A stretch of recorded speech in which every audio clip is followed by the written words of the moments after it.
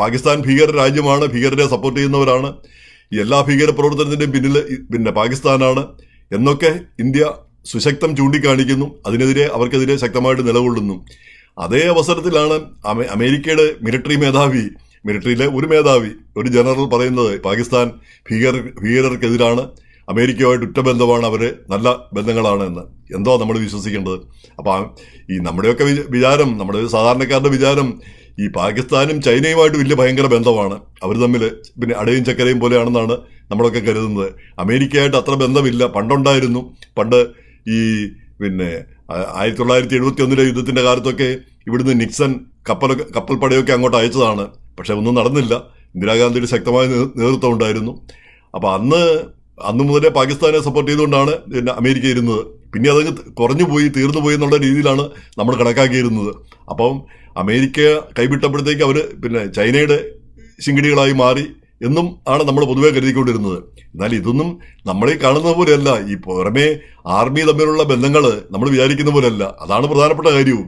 നേരെ മറിച്ച് ഡിപ്ലോമാറ്റിക് തലത്തിൽ ഇപ്പോൾ പാകിസ്ഥാനും പിന്നെ ചൈനയും തമ്മിൽ വലിയ ബന്ധമാണ്, അമേരിക്കയായിട്ട് ഒരു ബന്ധമില്ല, ഇന്ത്യയുമായിട്ട് വലിയ ശത്രുതയാണ്.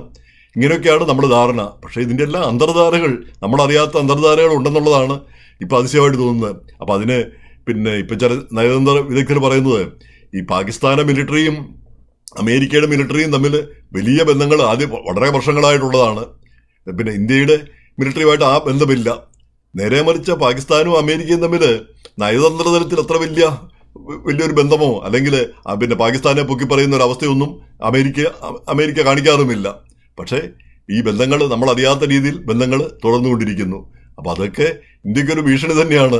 പാകിസ്ഥാനെ ശത്രു രാജ്യമായിട്ടും ഭീകര രാജ്യമായിട്ടും ഒക്കെ നമ്മൾ പറയുകയും ഈ നമ്മുടെ ശശി തരൂരടക്കമുള്ളവര് വിവിധ രാജ്യങ്ങളിൽ പോയി ഇവർക്കെതിരെ പ്രചാരണം നടത്തുകയൊക്കെ ചെയ്തു. ഈ പിന്നെ യുദ്ധത്തിന് ശേഷം, ഈ പിന്നെ പോരാട്ടത്തിന് ശേഷം ഇവരുടെ തനിനിറമൊക്കെ കാണിക്കുകയും ചെയ്തു. പക്ഷേ അമേരിക്കയിലൊന്നും അത് വില പോകുന്നില്ല.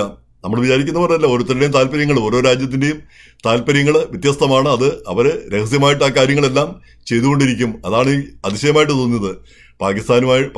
പാകിസ്ഥാനും അമേരിക്കയും തമ്മിൽ ഇത്ര ഒരു ബന്ധം, ഈ അടിയിൽ കൂടി ഇത്ര ഒരു ബന്ധമുണ്ടെന്നുള്ളത് അതിശയമായിട്ട് തോന്നുന്നു. വാസ്തവം പറഞ്ഞാൽ നമ്മൾ വിചാരിക്കുന്ന രീതിയിലല്ല കാര്യങ്ങളെന്ന് വ്യക്തം.